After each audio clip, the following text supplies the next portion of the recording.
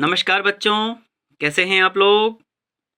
उम्मीद है आप लोग घर से अपनी पढ़ाई कर रहे हैं अच्छे से और कोरोना को भगाने में योगदान दे रहे हैं। स्वागत है आपका हिंदी के सर की कक्षा में। आज हम चर्चा करेंगे आपकी कार्यपत्रिका क्रमांक 71 के बारे में, दिनांक 23/12/2020। चलिए आगे बढ़ते हैं। बच्चों, ये कार्यपत्रिका आपकी पाठ्यपुस्तक क्षितिज के गद्य खंड के पाठ जॉर्ज पंचम की नाक, इस पर आधारित है। ये बड़ी ही व्यंग्यात्मक कहानी है और भारतीय जो संचार तंत्र है, प्रशासन तंत्र है, उसके बारे में, उसके ऊपर व्यंग्य किया गया है। हम इसका पहला भाग हम देख रहे थे। अब देखते हैं अगला भाग। आखिर मूर्तिकार को फिर बुलाया गया। उसने मसला हल कर दिया। वह बोला, पत्थर की किस्म का ठीक नहीं पता चला तो परेशान मत होइए, मैं हिंदुस्तान के हर पहाड़ पर जाऊंगा और ऐसा ही पत्थर खोज कर लाऊंगा। जो ही उसने ये कहा तो कमेटी के सदस्यों की जान में जान आई और उसने सभापति ने चलते चलते कहा गर्व से, ऐसी क्या चीज है जो हिंदुस्तान में नहीं मिलती। हर चीज इस देश के गर्भ में छिपी है। जरूरत खोज करने की है। खोज करने के लिए मेहनत करनी होगी और इस मेहनत का फल हमें मिलेगा। आने वाला जमाना खुशहाल होगा। यानी कि जो कमेटी के सदस्य थे उनको करना धरना कुछ नहीं था, केवल वो भाषण दिए जा रहे थे। तो आखिर उन्होंने मूर्तिकार के ऊपर अपनी समस्या थोप करके और केवल भाषण दिया और यह छोटा सा भाषण फौरन अखबारों में छप गया। तो यही तो बच्चों व्यंग किया गया है। मूर्तिकार हिंदुस्तान के पहाड़ी प्रदेशों और पत्थरों की खानों के दौरे पर निकल पड़ा, क्योंकि उसको वहां जाने का राशन पानी और यात्रा का खर्चा अर्थात TADA मिल गया था। तो हर सरकारी काम में यही होता है जो यहाँ पर किया जा रहा है। यही व्यंग किया है लेखक ने कि जो है उनको आराम से, उसको भी बढ़िया टाइम पास का मौका मिल रहा था। कुछ दिन बाद वह हताश लौटा। उसके चेहरे पर लानत बरस रही थी। उसने सिर लटकाकर खबर दी, हिंदुस्तान का चप्पा चप्पा खोज डाला पर इस किस्म का पत्थर कहीं नहीं मिला। यह पत्थर विदेशी है। ये वही ढाक के तीन पात वाली बात हो गई, क्योंकि जो जॉर्ज पंचम की मूर्ति थी वो विदेशी पत्थर की बनी थी, अर्थात वो विदेशी ही तो था। तो विदेशी पत्थर की मूर्ति बनी थी, तो वो पत्थर हिंदुस्तान के पहाड़ों में कहाँ मिलता, अर्थात नहीं मिला। वापस सभा बुलाई गई। सभापति आए। सभापति ने तैश में आकर कहा, लानत है आपकी अकल पर। दिमाग, दिल, सारी विदेशी चीजें हम अपना चुके हैं। तौर तरीके, रहन सहन, सब कुछ अपना चुके हैं। जब हिंदुस्तान में बाल डांस तक मिल जाता है तो पत्थर क्यों नहीं मिल सकता। यानी कि हम जो है सब चीज विदेशी अपना चुके हैं, दिल और दिमाग से विदेशी हो चुके हैं। यह व्यंग किया गया है। मूर्तिकार चुप खड़ा रहा। सहसा उसकी आंखों में चमक आई। मूर्तिकार भी पीछे हटने वालों में नहीं था। उसको भी खर्चा पानी चाहिए था। उसने वो नए नए विचार अपने ला रहा था। उसने कहा, एक बात मैं कहना चाहूंगा, लेकिन इस शर्त पर कि यह बात अखबार वालों तक ना पहुंचे। तो क्या हुआ, सभापति की आंखों में भी चमक आ गई। चपरासी को हुक्म हुआ और कमरे के सब दरवाजे बंद कर दिए गए, क्योंकि अखबार वाले जो है अगर सुन लेंगे तो छाप देंगे, बात फैल जाएगी। हो सकता है मूर्तिकार कोई गुप्त बात बता रहा हो। तब मूर्तिकार ने कहा, देश में अपने नेताओं की मूर्तियां भी हैं। अगर इजाजत हो और आप लोग ठीक समझें तो जिसकी नाक इस मेरा मतलब है तो लाट पर ठीक बैठे उसे उतार लाया जाए। ये तो बड़ी ही विकृत मानसिकता वाली बात कर दी उसने कि अपने ही नेताओं की नाक काटने चला है विदेशी मूर्ति के लिए। सबने सबकी तरफ देखा। सबकी आंखों में एक क्षण को बदहवासी आ गई, यानी कि घबरा गए। लेकिन उसके बाद उनकी आंखों में खुशी तैरने लगी और उन्होंने फिर आपस में आंखों ही आंखों में निर्णय ले लिया।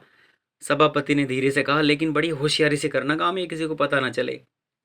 और मूर्तिकार फिर अपना खर्चा लेकर के देश दौरे पर निकल पड़ा। जॉर्ज पंचम की खोई हुई नाक का नाप उसके पास था। दिल्ली से बम्बई पहुंचा, आजकल मुंबई कहते हैं। वहां पर दादा भाई नौरोजी, गोखले, गोपाल कृष्ण गोखले, बाल गंगाधर तिलक, शिवाजी, कावस की जहांगीर, यानी हमारे जो जो प्राचीन प्रसिद्ध क्रांतिकारी हुए हैं, उनकी आज़ादी के सिपाही, उनकी नाकें काटने जा रहा है ये। सबकी नाकें उसने टटोली, नापी और गुजरात की ओर भागा। वहाँ पर गांधी जी, सरदार वल्लभ भाई पटेल, विट्ठल भाई पटेल, महादेव देसाई, उनकी मूर्तियों को परखा। फिर बंगाल की ओर चला। बंगाल में कौन कौन थे, गुरुदेव रविंद्रनाथ टैगोर, सुभाष चंद्र बोस, राजा राम मोहन राय। फिर इनकी नापजोक की, फिर बिहार की तरफ चला। बिहार होता हुआ उत्तर प्रदेश पहुंच गया।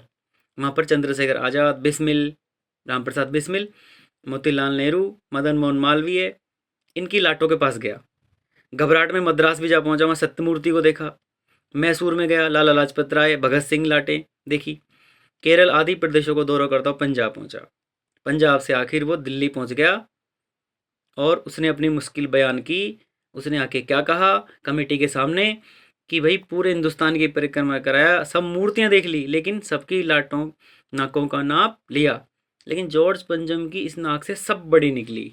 अब देखो बच्चों, यहाँ पे जबरदस्त व्यंग्य है कि एक हमारे जो राजनेता थे और ये मूर्तिकार जो है, यानी पूरा नौकरशाही, वो तो हिंदुस्तान की नाक काटने पे लगा था, लेकिन हिंदुस्तान की नाक फिर भी बड़ी निकली। अर्थात हमारे जो क्रांतिकारी वीर थे उनकी नाक उस विदेशी जॉर्ज पंचम की नाक से बड़ी निकली।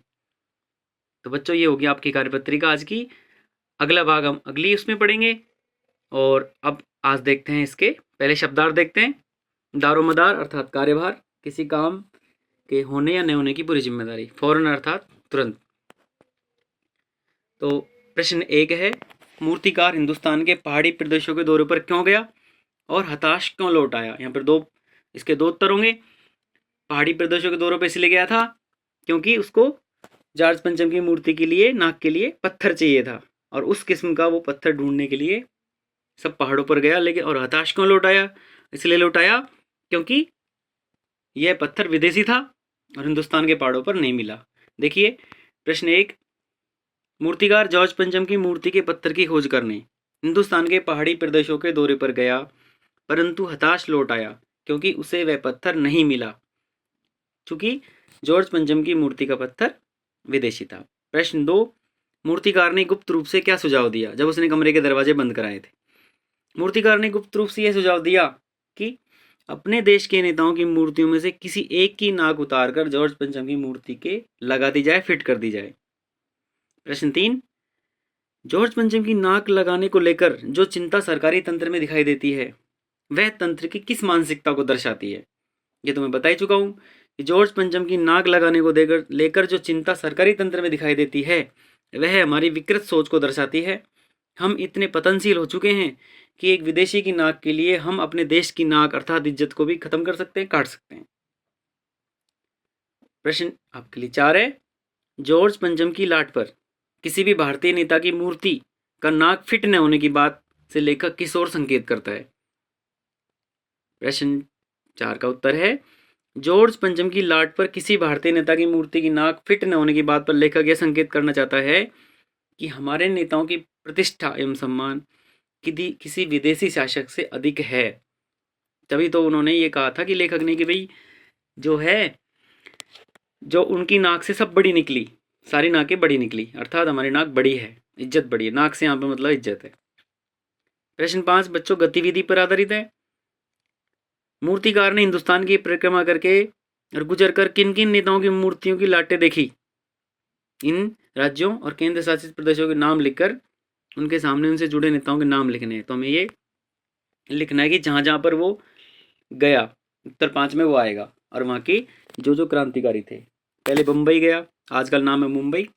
दादा भाई नौरोजी, गोपाल कृष्ण गोखले, बाल गंगाधर तिलक, शिवाजी कावस्की जहांगीर, ये वहाँ के नेता थे, क्रांतिकारी थे।